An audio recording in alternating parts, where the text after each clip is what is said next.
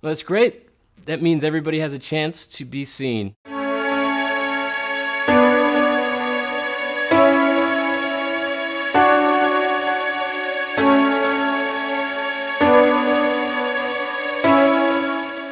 Now with the internet, people have access to create and distribute on their own. People can share their own thoughts and feelings, experiences, talents, which I think is a great thing.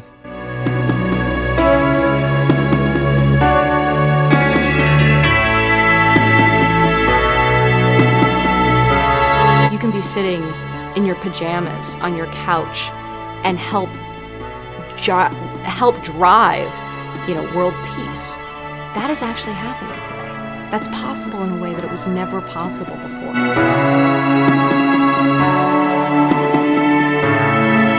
Of course, you're going to have a lot of stuff that, potentially is being produced that isn't meaningful to anyone in particular.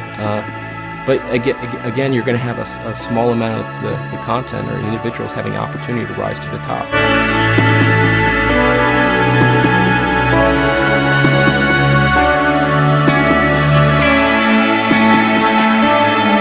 Democratic in that it quite literally delivers power to the people. It essentially opens up participation in the public sphere.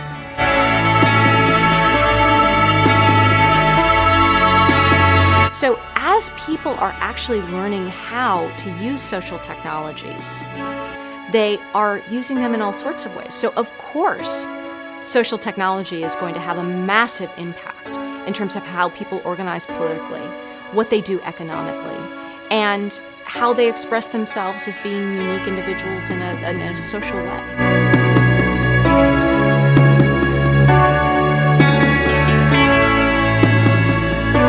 The way that it's worked before, primarily because we've used paper, is that somebody has to make a decision for you about what's worth reading and how it connects to something else. And those navigation systems get built into our institutions by experts who are very good at what they do, but they can never know exactly what it is that you want and what you're interested in. In a hyperlinked world, the users create their own system of connections. And these connections are not just a way of saying this is like that. It's actually a map that takes you to where you want to go. You just click and you go to the place. And this bottom-up creation of a linked world that is abundant beyond imagining, we've never had anything like I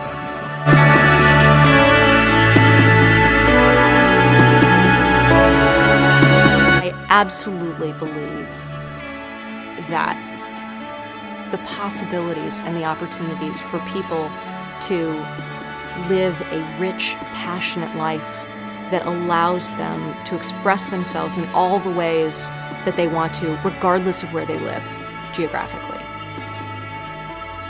I don't think it gets any better than that.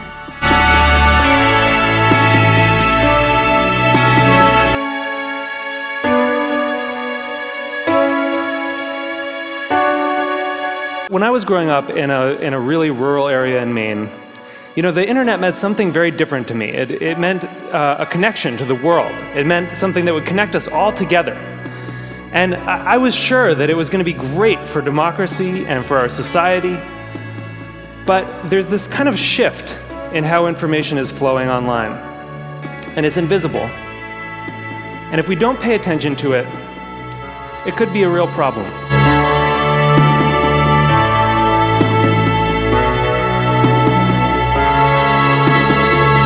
The way we represent ourselves online has devolved from the quirky, personalized HTML web page, homepage of the 90s, to the somewhat modular but still strange presence of a MySpace page, to the completely formatted and market-friendly presence of a Facebook page.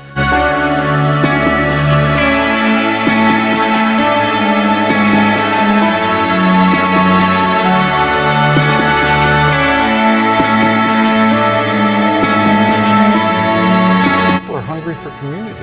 They're hungry for meaning in a society that is oriented around the production and consumption of consumer goods. Buy more stuff. I mean, it doesn't make people happy. if you take all of these algorithms, you get what I call a filter bubble. And your filter bubble is kind of your own personal, unique universe of information that you live in online. And what's in your filter bubble depends on who you are, and it depends on what you do. But the thing is that you don't decide what gets in. And more importantly, you don't actually see what gets edited out. If I search for something and you search for something, even right now at the very same time, we may get very different search results. Even if you're logged out, one engineer told me, there are 57 signals that Google looks at. Everything from what kind of computer you're on, to what kind of browser you're using, to where you're located, that it uses to personally tailor your query results.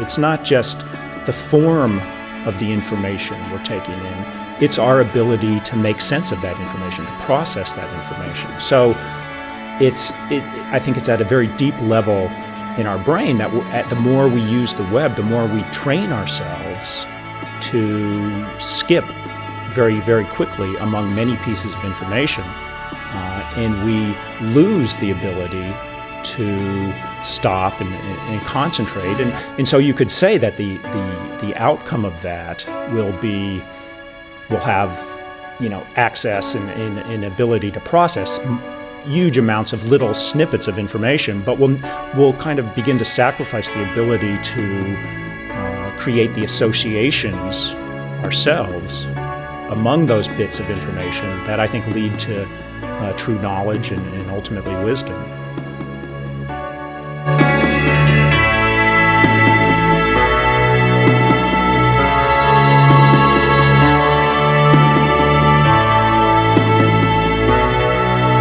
I think what we see in young people, the distractedness, the inability to, read more than 2 pages at a time, is probably coming to characterize older people in every generation as well.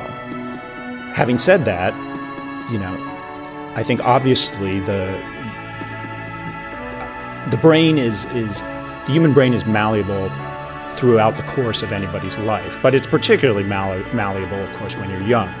So if a person is brought up looking at screens and using the web and being bombarded by information, then the question is, will the brain circuitry necessary to do things like deep reading, deep thinking, will those circuits ever even come into being? Will they be wired for that kind of thinking, or will they be wired completely for internet type of thinking, for taking in lots of information very, very quickly? And I think that's the big fear, is that we'll end up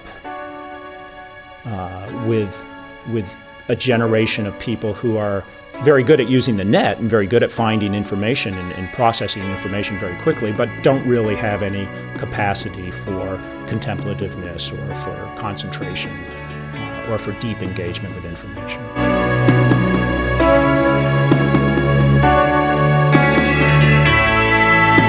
What we've done is moved from personal, human, open-ended self-expression to completely market and computer-friendly, regimented and conformist expression.